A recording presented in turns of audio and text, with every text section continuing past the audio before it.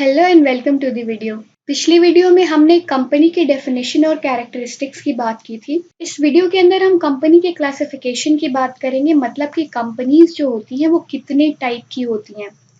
आपको जान के हैरानी होगी, लेकिन कंपनी जो होती है वो 20 से भी ज़्यादा टाइप की होती हैं।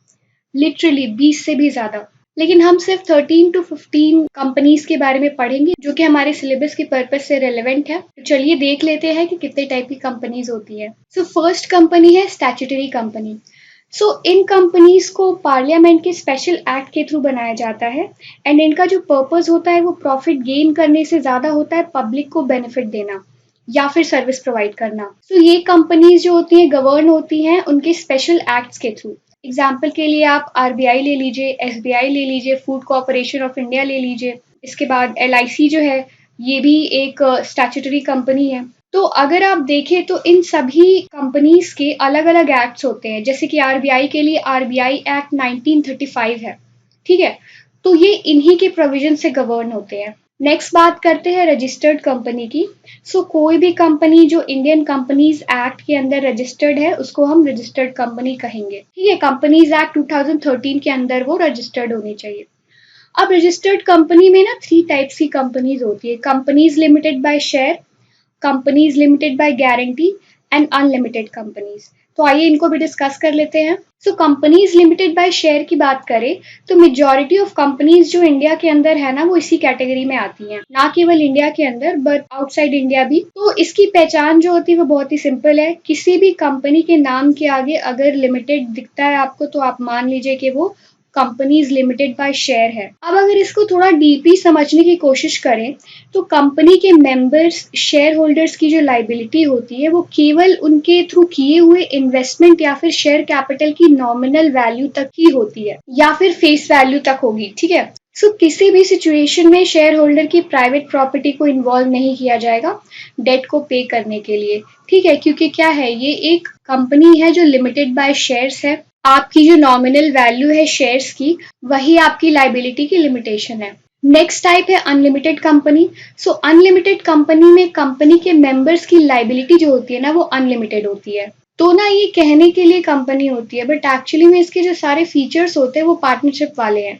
क्योंकि डेट का पेमेंट पर्सनल प्रॉपर्टीज बेच करके भी करना होता है तो लाइबिलिटी जो होती है वो मेंबर्स की वो अनलिमिटेड होती है।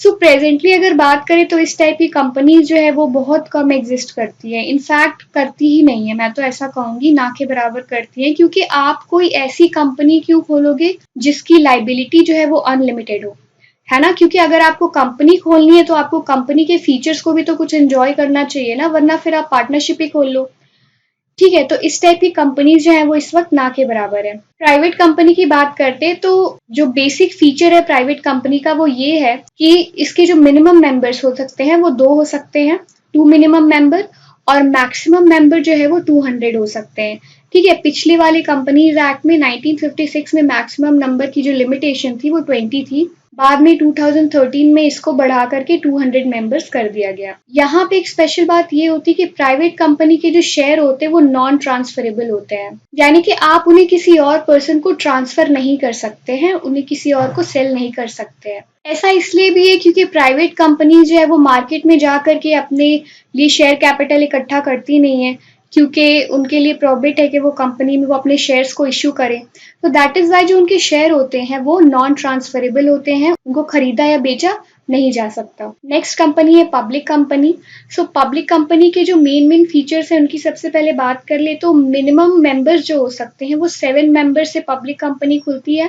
मैक्सिमम नंबर होता है अनलिमिटेड, ठीक है। क्योंकि क्या होता है कि शेयर जो होता है इसके ट्रांसफरेबल होते हैं फ्रीली, और ये पब्लिकली जा करके अपने शेयर कैपिटल को इकट्ठा कर सकती हैं पब्लिक कंपनीज।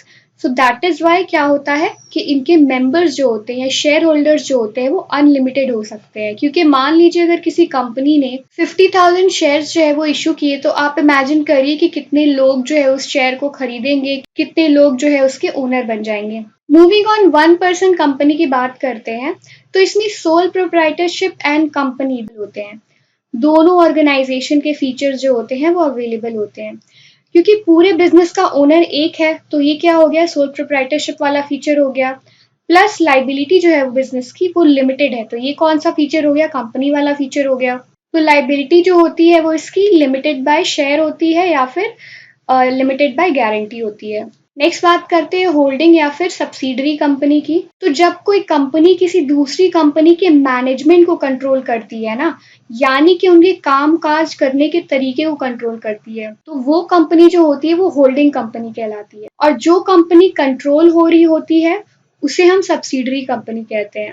यानी कि मान लीजिए अगर ए कंपनी है और बी कंपनी है, तो ए कंपनी ने क्या किया, बी कंपनी के मैनेजमेंट को ए कंपनी देख रही है, कंट्रोल कर रही है। तो ए कंपनी क्या हो जाएगी, ए कंपनी हो जाएगी होल्डिंग कंपनी। और क्योंकि बी कंपनी मैनेज्ड हो रही है तो बी कंपनी क्या हो जाएगी, subsidiary company. Further foreign company की बात करते हैं, तो कोई भी ऐसी कंपनी जिसको फॉरेन में इनकॉर्पोरेट किया गया हो, रजिस्टर किया गया हो, मतलब कि वो फॉरेन में बनाई गई हो। एग्जाम्पल के लिए आप हुंडे, एप्पल, इन सारी कंपनीज को ले सकते हो। अब कंपनीज लिमिटेड बाय गारंटी की बात करते हैं, तो सबसे पहले ये जान लीजिए कि इनको गारंटी कंपनी भी कहा जाता है। तो इसमें कंपनी के पास शेयर होल्डर्स एक्चुअली नहीं होते हैं, इसके जो ओनर्स होते हैं वही एक्चुअली गारंटर्स का काम कर रहे होते हैं, जिसमें वो लिक्विडेशन के टाइम पर कंपनी के लिए एक नॉमिनल अमाउंट जो है उनको प्रॉमिस करते हैं कि वो पे करेंगे। सो ऐसी companies usually not for profit organisation होती हैं, जैसे कि कोई स्पोर्ट्स क्लब हो गया, ठीक है, इस टाइप की चीजें जो हैं वो कंपनीज लिमिटेड बाय गारंटी के अंदर आ जाएंगी। मूविंग ऑन एसोसिएट कंपनीज पर आते हैं। सो ये वो कंपनीज होती हैं जिनके अंदर दूसरी कंपनीज काफी सिग्निफिकेंट इन्फ्लुएंस रखती हैं। सिग्निफिकेंट इन्फ्लुएंस का क्या मतलब है, तो मान लीजिए कि अगर आपकी कंपनी में किसी दूसरी कंपनी ने 20 से लेकर के 50% के बीच में इन्वेस्टमेंट किया है, तो आपकी कंपनी एसोसिएट कंपनी कहलाएगी उस कंपनी की, ठीक है।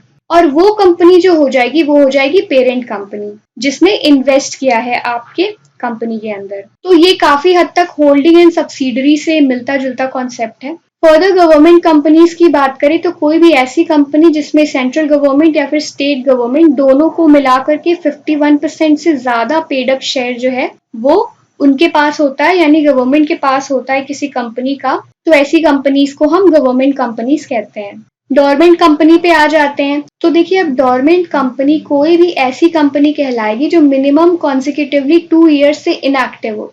मतलब कोई भी सेलिंग या फिर बाइंग का काम नहीं किया हो, ना ही किसी कॉन्ट्रैक्ट में एंटर किया हो, ना ही किसी और बिजनेस एक्टिविटी में इन्वॉल्व हो, ठीक है। तो कोई भी ऐसी कंपनी जो इनएक्टिव है उसको हम डोरमेंट कंपनी कहेंगे। ऑल्सो ध्यान रखिएगा कि किसी भी कंपनी को 5 ईयर से ज्यादा डोरमेंट कंपनी का जो टैग है वो नहीं दिया जा सकता। अब देखिए स्मॉल कंपनीज की बात कर लेते हैं। तो इसमें बेसिकली क्या होता है कि कोई भी ऐसी कंपनी जो इंडियन कंपनीज एक्ट 2013 के अंदर रजिस्टर हो, पर उसके बिजनेस का स्कोप जो है ना वो थोड़ा छोटा हो, उसका टोटल टर्नओवर एंड कैपिटल जो हो वो कम हो, ठीक है। तो ऐसी कंपनीज को हम स्मॉल कंपनीज कहते हैं। सो स्मॉल कंपनी होने का क्या फायदा है, सो स्मॉल कंपनीज को कुछ एरियाज में रियायत दी जाती है, एग्जेम्पशन दिया जाता है प्रोविजंस के अंदर। सबसे पहले तो ये समझिए कि वो कौन सी कंपनीज होंगी जिनको हम स्मॉल कंपनीज कहेंगे। तो कोई भी ऐसी कंपनी जिसका पेड अप शेयर कैपिटल जो है वो 2 करोड़ से ज्यादा नहीं है, उसको हम स्मॉल कंपनी कह सकते हैं। और ऐसी कोई कंपनी जिसका टर्नओवर जो है प्रॉफिट के हिसाब से वो इमीडिएट प्रीसीडिंग ईयर में 20 करोड़ रुपए से ज्यादा ना हो, तो ऐसी कंपनीज को हम स्मॉल कंपनीज कहेंगे। इसके अलावा जो कुछ एग्जेम्पशंस दिए जाते हैं वो ये दिए जाते हैं कि हर एक कंपनी को बोर्ड मीटिंग करनी होती है ईयर में, 4 बोर्ड मीटिंग मिनिमम। तो इन कंपनीज के लिए 4 को घटा करके 2 कर दिया गया है कि आप 2 बोर्ड मीटिंग भी करेंगे पूरे ईयर में तो चलेगा, ठीक है। इसके अलावा जो होता है इनको कैश फ्लो स्टेटमेंट वगैरह मेंटेन करना रिक्वायर्ड नहीं होता, कंपल्सरी नहीं होता है। तो ये था small company and overall total type of companies जो हमारे लिए रेलेवेंट थे पढ़ना। आई एम होपिंग कि आपको समझ में आया होगा। बाकी ऐसे और इन्फॉर्मेटिव वीडियोस के लिए आप मिशन दिल्ली यूनिवर्सिटी के सोशल मीडिया हैंडल्स को फॉलो करते रहिए। Till then good bye and take good care of yourself.